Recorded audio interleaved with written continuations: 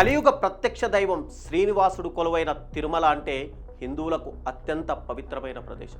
జీవితంలో ఒక్కసారైనా తిరుమలకు వచ్చి ఆ వెంకటేశ్వరుడి దర్శనం చేసుకోవాలని ప్రతి హిందువు కోరుకుంటాడు.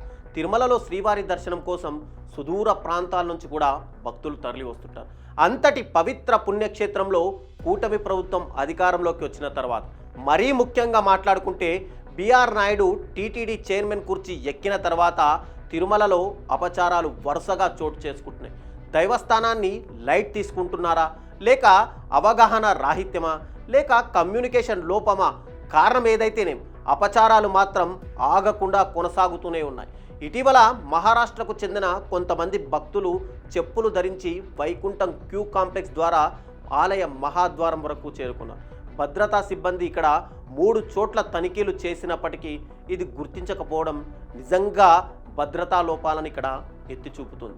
విజిలెన్స్ పనితీరు ఏ స్థాయిలో ఉందో మనం ఇక్కడ అర్థం చేసుకోవచ్చు. భక్తుల అదృష్టం కొద్దీ మహాద్వారం వద్ద చెప్పుల విషయాన్ని సిబ్బంది గమనించి అక్కడే అడ్డుకున్నారు. లేదంటే మహాపచారం జరిగిపోయి ఉండే. అది జరిగిన కొన్ని గంటలకే తిరుమలలో మరో అపచారం చోటు చేసుకుంది. శ్రీవారికి సమర్పించాల్సిన నైవేద్యం కొన్ని గంటల పాటు లేట్ అయింది.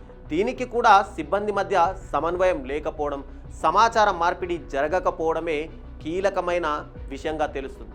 అయితే పూజాధికారులు నిర్వహించిన తర్వాత పోర్టు నుంచి స్వామివారికి ప్రసాదాన్ని పెద్ద పెద్ద పాత్రల్లో అర్చకులు మోసుకొస్తున్నారు. ఇన్నేళ్లలో ఎప్పుడూ లేని విధంగా గుడి ప్రాంగణంలోని గేటుకు తాళం వేసి సిబ్బంది ఎటో వెళ్ళిపోయాడు. దీంతో ఏం చేయాలో తెలియని అర్చకులు మండే ఎండలో అలాగే గంటల పాటు ఉండిపోయారు. స్వామివారికి సకాలంలో నివేదన చేయాల్సిన నైవేద్యం కూడా గంటల పాటు ఆలస్యమైంది. ఇక మరో ఘోరమైన అపచారం కూడా ఈ మధ్యనే జరిగింది. గోశాలలో గోవులు మృత్యువాత పడ్డాయి. దీనిపై ఎవరి వాదనలు వాళ్ళు వినిపిస్తున్నారనుకోండి. ఎవరిది తప్పు అనేది విషయాన్ని పక్కన పెడితే అపచారం జరిగిందనేది మాత్రం వాస్తవం. ఇక అన్నింటికంటే ఘోరమైన అపచారం వైకుంఠ ద్వార దర్శనం సందర్భంగా జరిగింది. ఇప్పటి వరకు తిరుమలలో చరిత్రలో ఎప్పుడు కని విని ఎరగని రీతిలో తొక్కిసలాట జరిగి భక్తులు ప్రాణాలు కోల్పోయారు. మరో అపచారం గురించి మాట్లాడితే రాజస్థాన్కు చెందిన ఓ భక్తుడు ఏకంగా శ్రీవారి గర్భగుడిపైనే డ్రోన్ ఎగరేశాడు. పట్ట పగలు అంతా చూస్తుండగానే డ్రోన్ ఆకాశంలో చక్కర్లు కొట్టించాడు. కాస్త ఆలస్యంగా మేల్కొన్నటువంటి మన విజిలెన్స్ ఆ తర్వాత ఆ భక్తుడిని అదుపులోకి తీసుకుందనుకోండి. ఇక కూటమి సర్కారు ఏపీలో అధికారంలోకి వచ్చిన తర్వాత తిరుమలలో ఇక అనేక మార్పులకు శ్రీకారం చుట్టామని చెప్తూ వచ్చింది. అంతేకాదు టీటీడీ బోర్డును సైతం ఏర్పాటు చేసింది.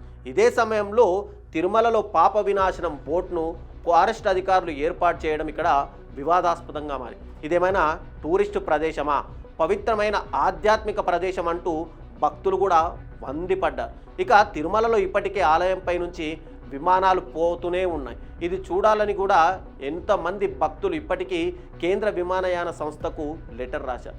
కానీ ఎన్నిసార్లు చెప్పినా సరే స్వామివారి ప్రధాన ఆలయం మీద నుంచి విమానాలు ఇప్పటికీ ఎగురుతూనే ఉన్నాయి. ఇది ఆగమశాస్త్రంకు పూర్తిగా విరుద్ధం.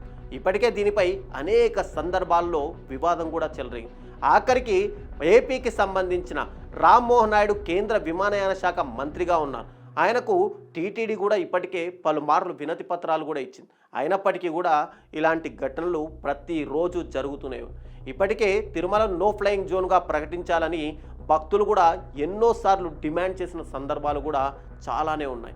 ఇక మరోవైపు తిరుమలలో అన్యమత ప్రచారాలు చాలా ఎక్కువ జరుగుతున్నాయి. కొందరు సీక్రెట్గా కొండపైకి మాంసాహారం, మద్యంలను తీసుకెళ్తున్నారు. కొందరు పవిత్రమైన తిరుమాడ వీధుల్లో చెప్పులు ధరించి సంచరిస్తున్నారు. ఇదంతా కూడా మనం చూస్తూనే ఉన్నాం. పీకల దాకా గతంలో మనం మాట్లాడుకుంటే పీకల దాకా మద్యం తాగిన ఓ వ్యక్తి తిరుమలలో హల్చల్ చేశాడు.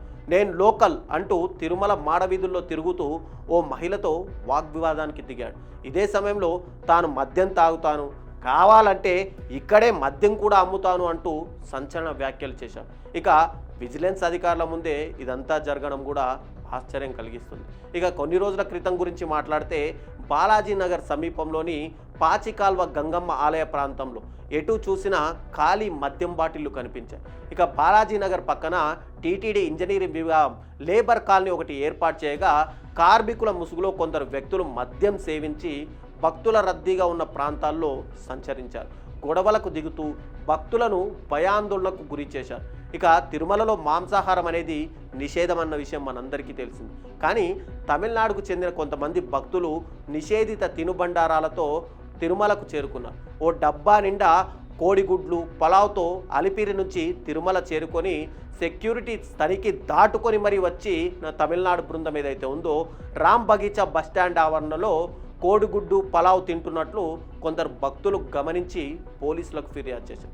ఇక తిరుమల ఆలయంలో మరో అపచారం గురించి మాట్లాడుకుంటే బ్రహ్మోత్సవాల సందర్భంగా తొలి రోజైన ధ్వజారోహణం నాడు ధ్వజస్తంభంపై గరుడ ధ్వజ పటాన్ని ఏదైతే ఎగరేస్తారో దానికి సంబంధించిన ఒక కొక్కి విరిగిపోయింది. ఇది అపచారమని పెద్ద ఎత్తున ప్రచారం కూడా జరిగింది. ఇక శ్రీవారి ఆలయ నిబంధనలకు మరో తూటు పొడిచే విషయంగా వెంకటేశ్వర స్వామి దర్శనానికి మంత్రి సవిత వస్తే ఆమె భద్రతా సిబ్బంది వెనక సెక్యూరిటీ గార్డ్ ఎవరైతే ఉంటారో వాళ్ళు బూట్లతో షూతో అటు మాడవీధుల్లో ఆలయం చుట్టూ కూడా రౌండ్లు తిరిగారు. ఇక మరో విషయం చూసుకుంటే అక్టోబర్ నెలలో తిరుమల అన్నప్రసాదంలో ఒక జెర్రీ రావడం కూడా కలకలం రేపింది.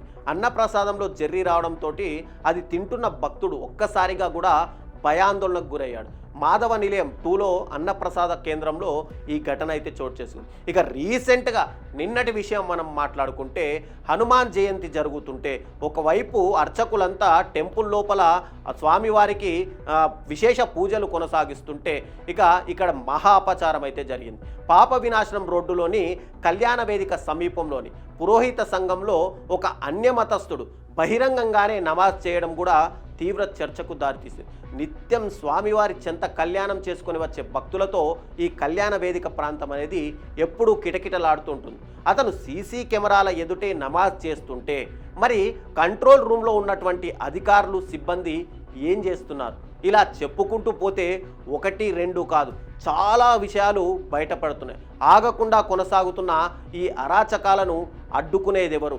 ఒకవైపు తిరుమల లడ్డూలో కల్తీ జరిగిందని చెప్పి కనకదుర్గమ్మ వారి మెట్లను పసుపు నీళ్లతో కడిగినటువంటి సనాతన ధర్మానికి నేను బ్రాండ్ అంబాసిడర్ అని చెప్పుకునే పవన్ కళ్యాణ్ ఇప్పుడు ఎక్కడ ఉన్నాడు?